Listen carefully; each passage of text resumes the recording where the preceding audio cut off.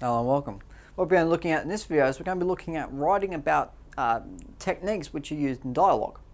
And we're going to go through and basically how to analyze it, how to include it into your response, and how to essentially use it as evidence, which often you'll be looking at dialogue as a form of evidence. Now, it is evidence of characterization and structure, particularly if you're looking at dialogue techniques, but particularly in terms of what is actually being said refers to character. If you look at my image to my right here, yes, it is a couple of very colourful and friendly chaps having a conversation. But the one thing about them, and yes, the conversation speech bubbles are blank, but the thing is, whatever they're saying represents who they are and their motivations, their ambitions, all those things. So dialogue is a representation of that.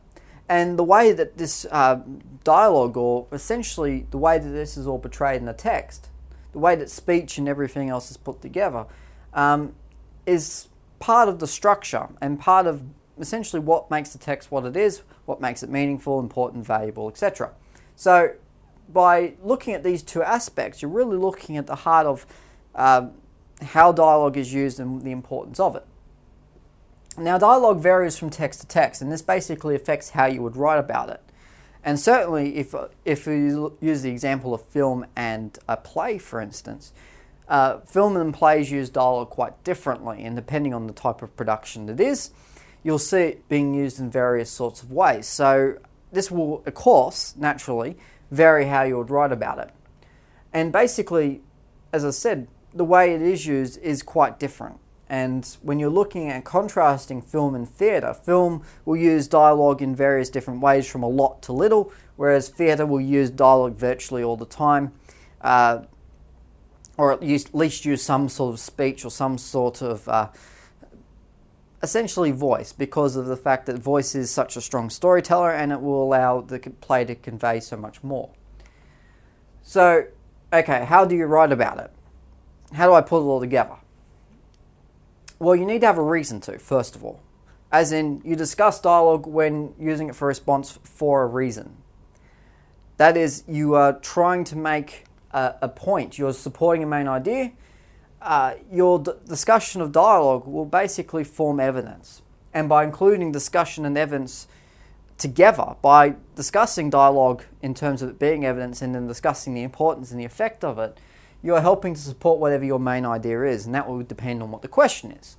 So, when writing about it, you're using dialogue as essentially not only a way to say they said this, you're doing it to prove whatever point you're making.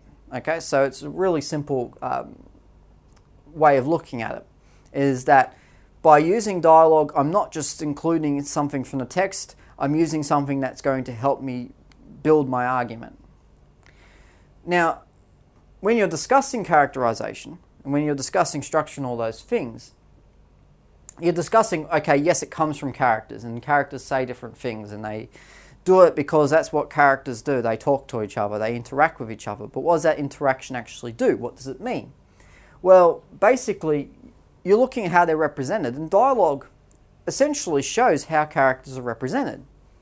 And so if you look at this gentleman here and how he speaks, now yes, he is in costume and all those things, and you would look at his manner, but that manner will very much influence the way he speaks, and that will very much influence the way he's represented, and that would very much influence the sort of meaning that we get from looking at him. As in, we see from this man here that he is a thespian. He is a classical actor, but yet he is also a number of different things.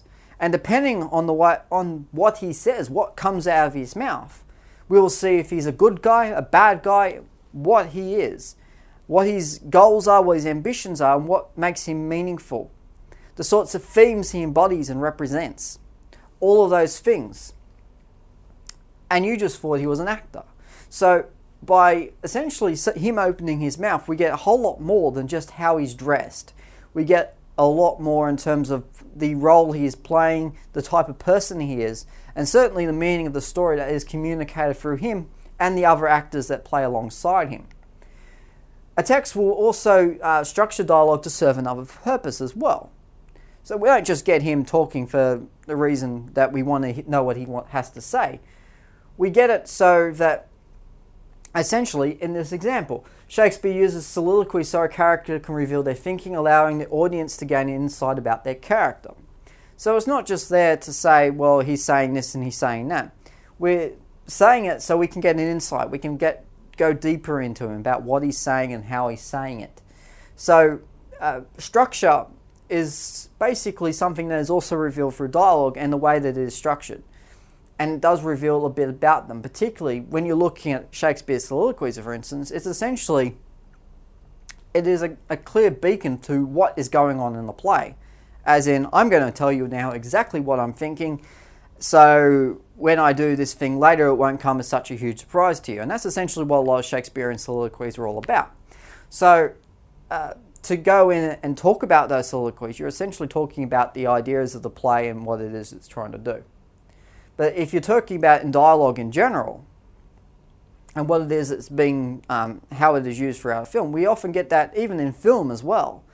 And let's not discount the importance of film here, because film will use dialogue as much as a play would in order to communicate the same sorts of things. And yes, in case of, you may be going, well, what about in a blockbuster action movie where all they say is, nah. Well, yes, that is still something that communicates and still serves a purpose. But certainly in films which aren't all about the we get a little bit more, and we certainly start to reveal bits of depth about a character, and particularly if they talk to a character, if we get a narration from them, we start to see various illustrations of that person as well, and we start to really uncover the various layers of them. And through that, we're able to discuss them, we're able to talk about them, we're able to highlight and discuss insights that we can make about them. Okay, so discussing techniques. How do we discuss these various techniques which you used? Okay, so when you're using a technical term to describe dialogue, and you'll be trying to as much as you can. So using a soliloquy is much easier and certainly much more effective, particularly for a marketer, than he just goes up the front and talks. By including the technical term, it basically allows you to describe things in a very simple sort of way. If you can't do that, then simply just focus on the meaning that it is and what it's trying to say. So if you can find a technique which sort of supports or at least identifies what sort of thing is being said and how it's being said, then use it. If you can't, don't worry about it. Or if you can't use it effectively, don't worry about it. One of the dangers that students often fall into, and I often find this, is that he used a technical term for dialogue and say he uses a soliloquy or he uses a monologue. And you go, well, why? And I go, I don't know. That's one of the things you don't want to be doing. You don't want to be going, I don't know why they do it. They just did it. Make sure it's there for a purpose. Make sure it's there for a reason. To use it in discussion, basically you need to have some relevance to what it does for the structure of the text and for that character. What does it mean to have that reversal or that thing that character does? So, for instance, we look at an example of a reversal. Dialogue softens and prevents a reversal of Danny's character, showing a softer side than his brutish exterior represents. So, essentially, it's saying that whenever he opens his mouth, we start to see a sweeter side of him. And if you get a particular line of dialogue, something where he conveys his innermost feelings, we use it to say that it's not just him talking, it's him revealing himself. And through revealing himself, we see more than just a guy with muscles and tattoos who goes around destroying the landscape. He is a sensitive guy who has real feelings and real ways of thinking. And through getting that, we get that communicate. We see that as an audience. We feel that with him as well. That he's not just a big brute, that he is a soft and nice and charming guy as well. Okay, now choosing the right words is quite important because obviously you want to be choosing the right lines of dialogue, but you also want to be using the right things to discuss as well. So even if there are a number of key lines of dialogue, you may only find that a couple are useful. You may even find only one is useful for your response. Now, in the case if you're writing an 800-word thing and you've got about 5 or 6 lines of dialogue, you're not going to be including all 5 and 6 of them. Otherwise, you're going to have absolutely no time discussing them. And you've got lines there for the sake of them being there. Now, yes, it does mean sacrificing a little bit of hard work and analysis, but choosing the right kinds of lines of dialogue is very important to be able to basically say that this is what the dialogue is representing. And if I'm looking at it in terms of film, or if I'm looking in terms of play, then I'm really being quite selective in saying that, yes, this line is representative of this character and this is important because of this. Now, this will, of course, depend, and naturally we go back to the question all the time and go back to the sorts of responses that you may be asked to deliver. But you'll be looking at it in terms of going, okay, well, what is this dialogue doing? What is it? What is it essentially? Why do we need to know what this character is saying? Why is it important what this character is saying? And really going through and going deeply into it. You need to make sure that through the selectiveness you can discuss dialogue effectively. So if I'm only going to choose one line, I've got to make sure that I discuss that line quite well. If I discuss two lines, then again, I want to be choosing the right ones and I want to be able to discuss them in depth. If I haven't got the right kind of line and I find it hard to discuss in depth, then maybe I need to find another key line of dialogue. Maybe I need to find another technique even if dialogue doesn't work. Dialogue is very easy because you can hear it and you can write it down what it says. And often you don't have to interpret it as much as if you're looking at something like a camera technique, for instance, or a stage layout or something like that where you've actually got to work out, well, why is that there? You've got to look at it in terms of, okay, well, dialogue does this. And the reason it does this is because, well, essentially we can't get this sort of side of him any other way. If we go back to our Danny example, we wouldn't have had this revealed to us any other way. And basically, by discussing his characterization, there's only one way we could see his softer side, and that's when he opens his mouth. So by going through that, we're basically choosing the right kinds of words. Okay, so what you're doing, essentially, is you are proving that you can choose the right line, that you can understand that line you've chosen, and write about it in such a way that basically proves you understand it. Now, this is essentially the goal of why you're using dialogue.